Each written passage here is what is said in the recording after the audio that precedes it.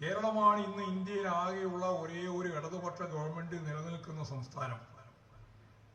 ആ ഗവൺമെന്റിനെ എങ്ങനെ തകർക്കുമെന്നാണ് BJPയും സംഘപരിവാർ വിഭാഗവും ഇപ്പോൾ ആലോചിച്ചുകൊണ്ടിരിക്കുന്നത്. ഒരു സാമ്പത്തിക ഉപരോധത്തിലൂടെ നമ്മളെ തകർക്കാനാണ്. ഇന്ന് രാവിലെ പത്രം വന്നപ്പോൾ നികുതി വിഹിതത്തിൽ 41% ഉണ്ടായിരുന്നത് 1% കുറച്ച് ഇവിടെ വീണ്ടും കേരളം ഉൾപ്പെടെയുള്ള സംസ്ഥാനങ്ങൾക്ക് പ്രതിസന്ധി ഉണ്ടാക്കാനുള്ള നീക്കമാണ് നടക്കുന്നത് എന്ന് ഇന്ന് പത്രത്തിൽ ഞാനും നിങ്ങളും എല്ലാം വായിച്ചു. 1% കുറക്കുകയാണ് നമ്മുടെ വിഹിതം. 41% നിന്ന് 40% കുറക്കുക. 1% എന്ന് പറഞ്ഞാൽ ആയിരക്കണക്കിന് കോടിയാണ്. ഇങ്ങനെ ഓരോ ദിവസവും ഗവേഷണം നടത്തിയിട്ട് കേരളത്തിലെ ഇടതുപക്ഷ ജനാധിപത്യ മുന്നണി ഗവൺമെന്റിനെ ഞാൻ നേരത്തെ പറഞ്ഞതുപോലെ ഒരു പ്രതിരോധത്തിലാക്കുന്നതിന് വേണ്ടിയുള്ള ബോധപൂർവമായ നീക്കമാണ് കേന്ദ്രം.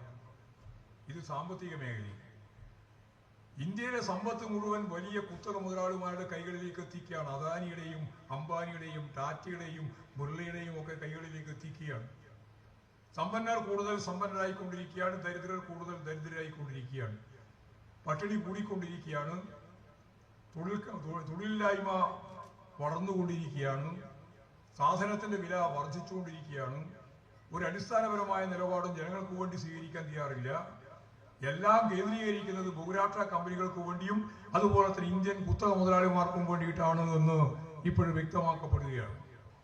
ഇങ്ങനെയുള്ള ഒരു സാഹചര്യത്തിൽ പാർട്ടി രാഷ്ട്രീയ പ്രമേയത്തിന്റെ ഭാഗമായിട്ട് ചൂണ്ടിക്കാണിച്ചതുപോലെ ഒരു അമിതാധികാര വാഴ്ച, അതാണ് ഈ ഇന്ത്യയിൽ ഇപ്പോഴും നടന്നുകൊണ്ടിരിക്കുന്നത്.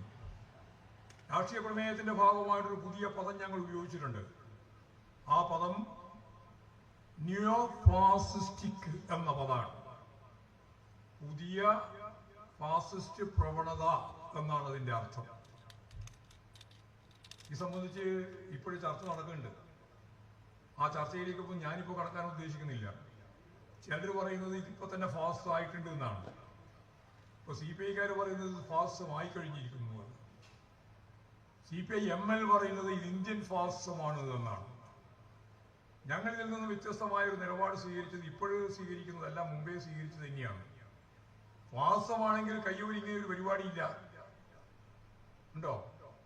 ജനാധിപത്യ അവകാശങ്ങൾ പൂർണ്ണമായിട്ട് ഇല്ലായ്മ ചെയ്ത് ജനാധിപത്യ സംവിധാനത്തിന്റെ ഭാഗത്ത് ഭരണകൂട ശക്തികളാകെ ഒറ്റക്കെട്ടായി, ഭരണകൂടമാകെ മർദ്ദനോപകരണങ്ങളാകെ കയ്യിലേന്തി പ്രതിപക്ഷത്തിനെതിരായി, ജനങ്ങൾക്കെതിരായി കടന്നാക്രമണത്തിന്റെ രീതി കൈകാര്യം ചെയ്യുന്ന ഏറ്റവും ശ്രദ്ധേയമായ പ്രവർത്തനത്തെയാണ് ഫാസിസം എന്ന് ദിമിത്രോവ് വിളിച്ചത്.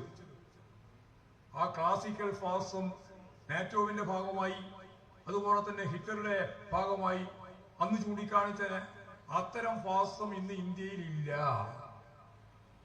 കൃത്യമായിട്ട് നമ്മുടെ സഖാക്കൾക്ക് മനസ്സിലാക്കാൻ വേണ്ടി ഞാൻ പറയുകയാണ്.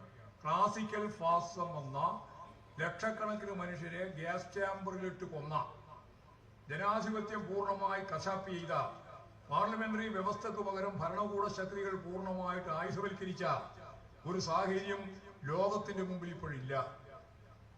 അതുകൊണ്ട് പഴയ ക്ലാസിക്കൽ ഫാസിസം ഇപ്പോഴില്ല. എന്നാൽ ഇപ്പോഴും പുതിയ രീതിയിലുള്ള ഫാസിസ്റ്റ് സംവിധാനം നിലവിൽ വരികയാണ്. പാർട്ടി സംഘ കമ്മിറ്റി വളരെ വ്യക്തമായിട്ട് പറഞ്ഞു, ഇന്നത്തെ ഇന്ത്യൻ പരിതസ്ഥിതിയിൽ കുത്തക മുതലാളിമാരുടെ താല്പര്യം സംരക്ഷിക്കാൻ, കോർപ്പറേറ്റുകളുടെ താല്പര്യം സംരക്ഷിക്കാനാണ്. അതിന് ഏറ്റവും അടിസ്ഥാനപരമായിട്ട് അവർ ഉപയോഗിക്കുന്നത് മതധ്രുവീകരണമാണ്, ഹിന്ദുത്വ അജണ്ട. ആ ഹിന്ദുത്വ അജണ്ടയിലൂടെ അമിതാധികാര വാഴ്ച സംഘടിപ്പിക്കുന്നതിന് നേതൃത്വം കൊടുക്കുന്ന പുതിയ ഫാസിസ്റ്റ് പ്രവണതയുള്ള ഗവൺമെന്റാണ് നരേന്ദ്രമോദി ഗവൺമെന്റ് എന്നാണ് നമ്മൾ വിലയിരുത്തിയത്. ഫാസിസമാണ് എന്ന് ഇപ്പോഴും പറഞ്ഞില്ല. അടിയന്തരാവസ്ഥ വന്നപ്പോഴും ഞങ്ങൾ ഫാസിസ്റ്റ് എന്ന് പറഞ്ഞിട്ടില്ല.